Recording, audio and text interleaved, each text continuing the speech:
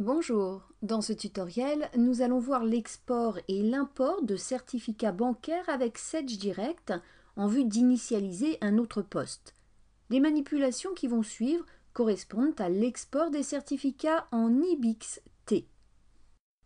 Avant tout, l'export des certificats doit se réaliser sur un poste sur lequel la ou les banques sont déjà validées. Dans un premier temps, rendez-vous dans le volet Transfert bancaire dans la section Administration banque. Sur cette fenêtre, vous allez retrouver la liste des banques. Afin d'exporter les certificats d'une banque, il suffit de faire un clic droit sur la banque pour laquelle vous souhaitez exporter les certificats et sélectionner la commande « Exporter les certificats de la banque ». La fenêtre d'exportation des certificats s'affiche. Saisissez un mot de passe que vous devez définir et confirmez-le. Nous vous conseillons de saisir le mot de passe Sedge en majuscule.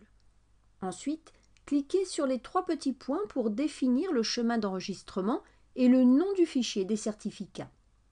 Définissez le chemin d'enregistrement et le nom du fichier des certificats, puis cliquez sur le bouton « Enregistrer ».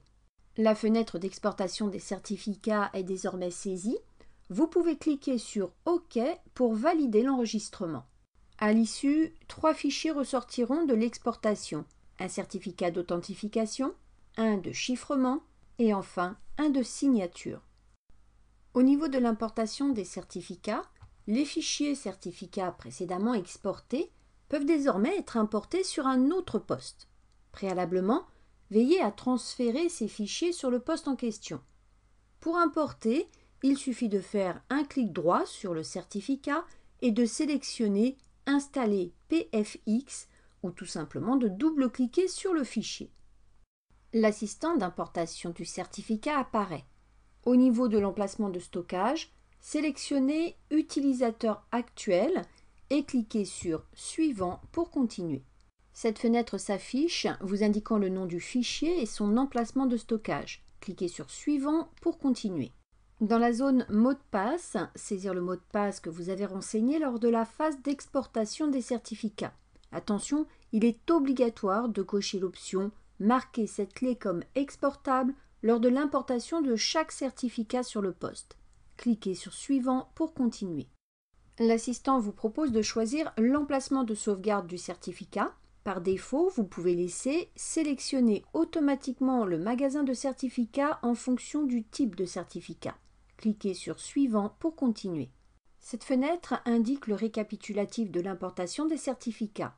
Cliquez sur « Terminer » pour finaliser l'import du certificat. Procédez au même traitement pour l'import des autres certificats. Si la banque est au statut initialisé, en vert, faites un clic droit sur la banque et sélectionnez « Modifier une banque » ou double-cliquez sur la banque. Vérifiez que les trois certificats correspondent au certificat du poste qui a fait l'objet de l'exportation. Faites un clic droit sur la banque et sélectionnez « Initialiser ». Si les informations sont correctes, le message ci-contre s'affiche. Si la banque est au statut non initialisé en rouge ou que la banque est passée au statut non initialisé lors de l'initialisation, rendez-vous dans le menu Outils, Options. Notez le répertoire indiqué pour le chemin d'accès aux données TSE. Dans l'explorateur Windows, dirigez-vous vers ce chemin et sauvegardez le fichier sedgedirect.sdf. Copiez-coller le fichier sur votre bureau par exemple. Revenez sur Sedge Direct et faites un clic droit sur la banque et sélectionnez « Modifier une banque » ou double-cliquez sur la banque. Vérifiez que les trois certificats correspondent au certificat du poste qui a fait l'objet de l'exportation. Sinon, il faut les modifier en cliquant sur les trois petits points. Sélectionnez le certificat et cliquez sur « OK » pour valider la sélection. Renouvelez l'opération pour les autres certificats et cliquez sur « OK » pour valider.